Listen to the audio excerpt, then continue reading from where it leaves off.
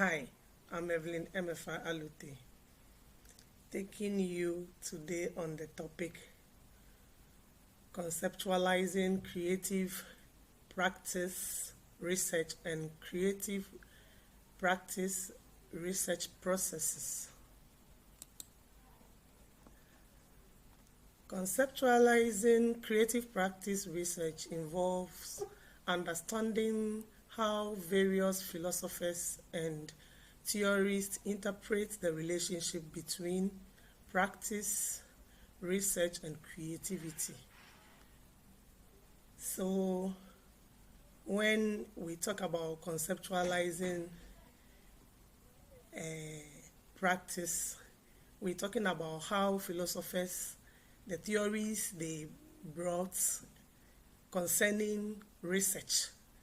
That is how you can use those theories in your research. That is what conceptualization is talking about. So you understand the narratives, what they have brought out, what they have found out, and then you develop concepts for creative practice,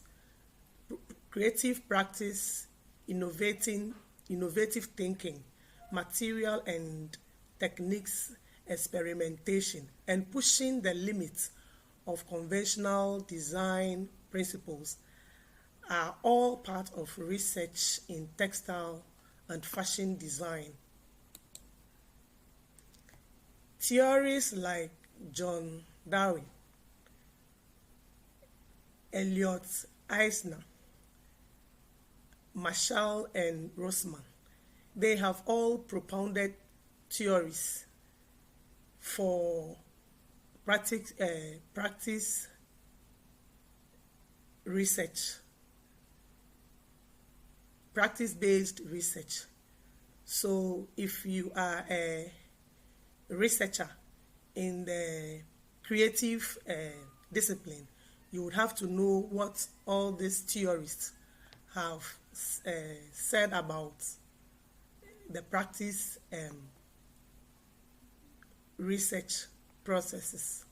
So John Darwin says that emphasize the importance of experience in the learning process and saw creative practice as a form of inquiry.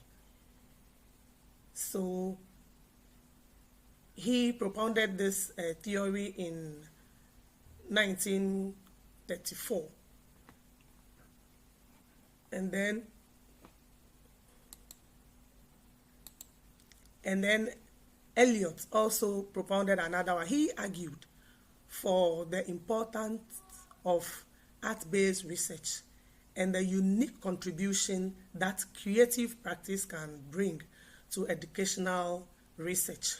So as a creative person, if you want to embark on any research, you would have to check, research, and see what all these theories have said.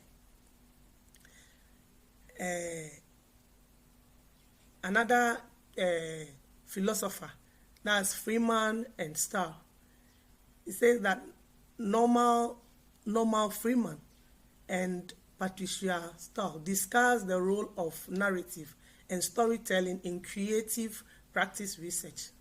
They highlight how creative practice can serve as a powerful tool for constructing and conveying narratives, providing deeper insight into human experiences and cultural context. They also propounded this theory in 2014. And then you come to the key focus and concepts of the various theorists, what concepts they brought out, and then there's the similarities and then differences. They also brought all this out. And then as a researcher, you would have to know all this to be able to do a good research. And then you have to draw your conceptual framework for creative practice research. And then the various theories also gave their conceptual frameworks. That's the reflective practice, the experimental learning, the qualitative and art-based research. All these researchers have given us conceptual frameworks for it. For example, Darwin, Eisner, Green, and then Stockrock. They emphasize the role of reflection in the creative process. They use reflection as a tool for learning and improving practice. And then experimental learning also by Darwin, Asnan, and then the Rick Rock again, the Stock Rock. They focus on learning through knowledge. It's constructed through doing and then experiencing. So as a researcher, you would have to learn how these frameworks work in your research so that you can give a good and a professional, a scholarly research. So when we come to the process in a creative practice research, it says that creative practice research involves a dynamic, interactive process where creative activities and research methodologies intertwine. While a specific process can vary depending on the discipline and concepts and context, there are common stages that are typically involved. So in doing research, there are processes you would have to go through. When you pick your topic, you look for the theories that goes with it.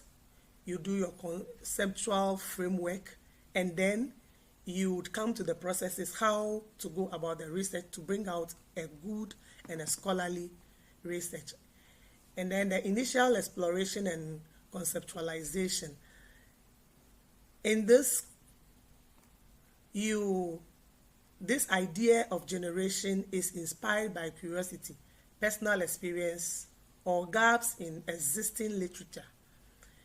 The literature review conceptualizes the research within existing theoretical and practical frameworks, and the research questions formulates clear, focused questions to guide the creative practice research.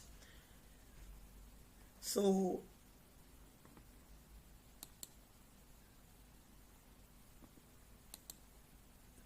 in doing your research too, you have to plan. You have to plan the design how your research should go. The method selection, the project plan, the ethical consideration. All these things must be taken into consideration as a researcher. So the method selection says that these methods are chosen to align with the research question and then creative practice. And when you come to the ethical consideration also, it's telling you that ethical sourcing of material and fair practice are ensured. So as a researcher, you'd have to plan all this. Then you come to the creative practice. The material sourcing, experimentation, production, and then documentation. You would have to source for materials that you'll be using, and then production. Production says that you create a prototype, refining design based on experimentation and reflection. And then documentation, you maintain detailed records of the process through sketches, notes, and photographs. You can also add mood boards to it. As a researcher, when you are doing your research, you go through all this to bring out a scholarly research. Reflection and analysis. You would have to do a reflective practice, qualitative analysis, and interactions. All this must be taken into consideration. So in the reflective practice, continuously assess the creative process, noting success and challenges. Then qualitative analysis. Use qualitative methods to analyze the creative outcome and processes. And you come to synthesis and interpretation. Integrate findings. So synthesize insights from the creative process and analysis. Then you come to the theoretical framework. You connect findings to existing theories or develop new theoretical contributions. And then aesthetic and interpretive focus. Emphasize how the creative outputs are perceived. Presentation and dissemination. The creative outputs, research outputs, and sharing.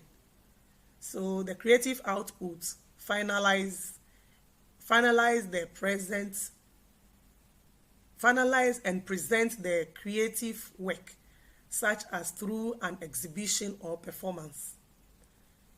And then the research output, you write up the research findings in academic article, report, or other formats. In conclusion, conceptualizing creative practice research means thoughtful planning and structuring a research project where artistic creation is central. So in conceptualizing your research, you would have to go through all these things to bring out a scholarly research. Thank you.